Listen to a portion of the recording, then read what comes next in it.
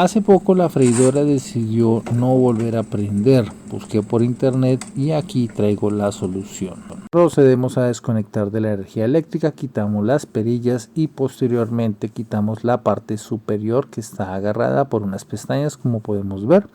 Vamos a adecuar nuestro sitio de trabajo con, en este caso, una camiseta blanca. Invertimos la freidora, observamos 3 tornillos plateados que procederemos a retirarlos. No es necesario retirar las gomitas que estabilizan la freidora.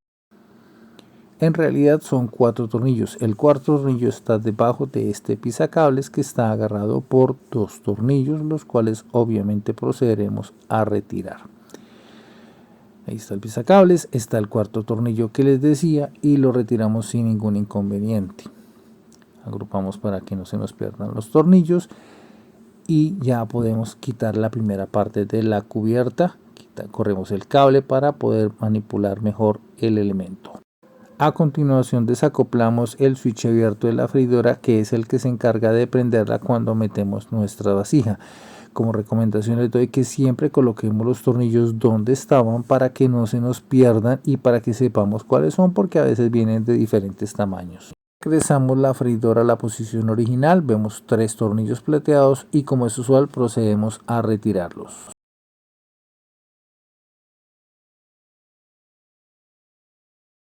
Una vez retirados los tornillos, desarmamos la freidora, retiramos el filtro que tiene ahí. Acá estamos desatornillando lo que es el temporizador, el que nos dice cuánto tiempo va a durar la cocción.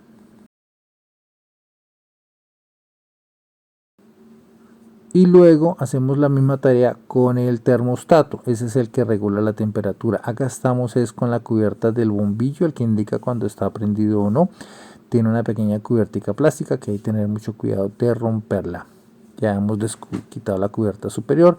Hay otros 3 tornillos que enlazan donde está el soporte del motor con la bahía donde va la olla de la freidora.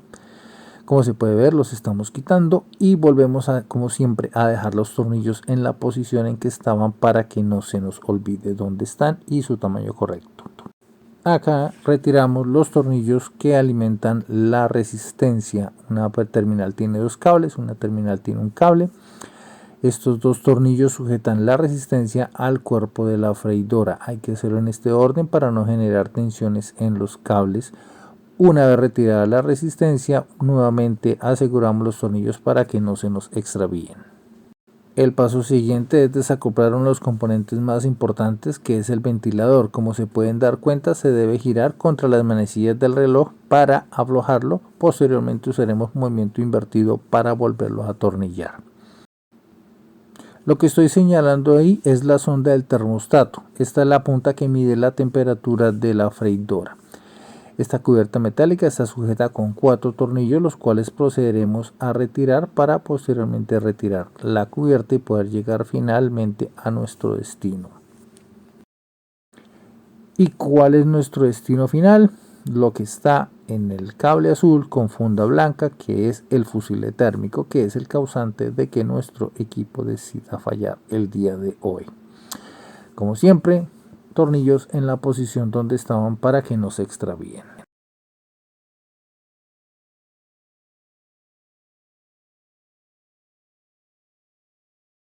Con mucho cuidado sacamos el cable de la cubierta plástica para poder trabajar mejor con él. No me canso de repetir, dejen los tornillos donde estaban atornillados inicialmente para que no se les extravíen. Ahora sí, retiramos la cubierta térmica. Se zafa porque ya había hecho una reparación previa. Ahí está el fusible térmico. Traigo mi multímetro, lo pongo en modo de continuidad para verificar la continuidad del mismo. Ahí hice la prueba con las puntas y funcionó. En cambio, con el fusible térmico no funciona. Acá está el nuevo fusible térmico que sí funciona. La parte del montaje del fusible no quedó, pero básicamente es empalmarlo. No se debe usar soldadura porque por el calor se va a derretir. Y empezamos a revertir todo lo que hemos hecho. Atornillamos nuevamente el fusible térmico a la cubierta metálica. A veces se hace necesario retirar la punta del termostato para poder trabajar. Esto es importante para no forzar ese pequeño alambre que se pueda partir y nos toque también cambiar el termostato.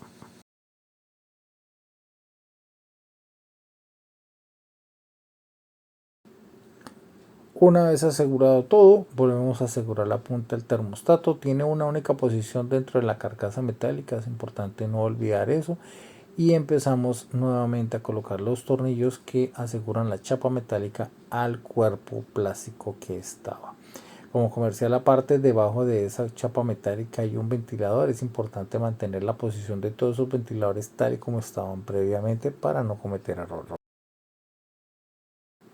Como les dije hace un momento, la inserción del ventilador es al contrario de su retiro. En este caso se atornilla en el sentido de las manecillas del reloj. Ya queda funcionando, verificamos que no se enrede con ningún cable. Volvemos a colocar la resistencia en su lugar, los tornillos que la sujetan de forma adecuada, no sobreapretar porque esto es una cubierta plástica que se puede deteriorar. Volvemos a colocar los terminales de energía eléctrica a la resistencia, recordando que hay una punta que tiene dos cables y una punta que tiene un cable. Llegó la hora de probar nuestra reparación. Colocamos energía eléctrica, damos un leve tiempo, cerramos el switch y voilà, tenemos energía, el ventilador se mueve y tengan cuidado porque eso se calienta. Acá estamos volviendo a colocar lo que es el temporizador en la primera instancia y posteriormente el termostato en la cubierta superior con los únicos dos tornillitos que tiene cada uno. Como fuimos juiciosos y los colocamos en su momento, no se nos van a perder, no se nos van a extraviar y lo podemos colocar. Deben verificar que tiene una posición particular cada uno, solo entran de una forma correcta, el resto de las posiciones hace que no puedan cerrar bien la carcasa, le genere topes, entonces siempre tener en cuenta la posición inicial. Acá vamos con la parte inferior de la freidora, que es la que recibe la olla. La colocamos encima, vamos retornando todo lo que estábamos haciendo, estamos reversando. Poco a poco vamos colocando los tornillos que corresponden en cada uno. Poco a poco vamos cerrando las cubiertas, teniendo cuidado de no degollar los cables, no olvidar el filtro, que a veces se le puede olvidar a uno el filtro. Ahí está. Y vamos colocando poco a poco los elementos. Ahí está el protector de la luz, vuelve y queda bien. Tiene solo una forma de colocarse bien. Si se coloca mal, queda torcido. Retiramos los tornillos que hemos puesto de seguridad para posteriormente colocar el switch que controla el encendido y apagado. Nuevamente los tres tornillos de la parte superior. El orden puede ser variable, yo lo hice así. Hay alguien que lo quiera hacer en otro orden. Lo importante es que todos los tornillos queden colocados. No debe sobrar ningún tornillo. Cuando estamos colocando los últimos tornillos, los tres tornillos grandes van en los sentidos 9, 12 y 3. En el de las 6 de la tarde va un tornillo pequeño. Y finalmente nuestro pisacables, que tiene dos tornillos. Ya vamos a verificar. La cubierta plástica se coloca de forma sencilla y estamos terminando.